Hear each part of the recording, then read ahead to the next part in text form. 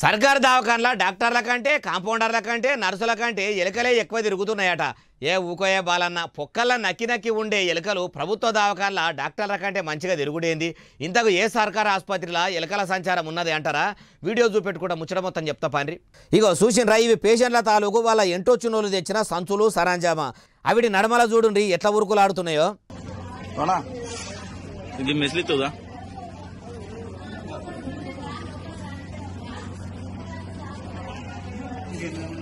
తెచ్చుకున్న సద్దుల మీద లుంగీలు గప్పి పెడితే అవిటి కిందికి పోయి వాళ్ళ అన్నంలో కూడా మూతులు పెడుతున్నాయి.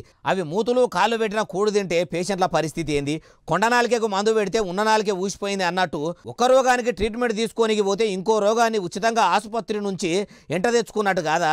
ఓ దవాఖానల మంత్రి దామోదర రాజనరసింహ సారు ఏడున్నారు సారు. మీరేమో దొరల ప్రజలు కాదు, నా ప్రజలు ప్రభుత్వ ఆసుపత్రులకు పోతారని ఉన్నదున్నట్టు అడుగుతున్న జర్నలిస్టుల మీదికి గజం గజం ఎగురుతారు. డైరెక్ట్ దవాఖానల దాకా పోయి చూస్తే ఇది పరిస్థితి. ఇట్లా హనుమకొండ దవాఖానలో అడగోలుగా ఎలుకలు ఉన్నాయట. సంటిపోరగానలు వండుకున్నాక ఉరికితే ఎట్లా సారు?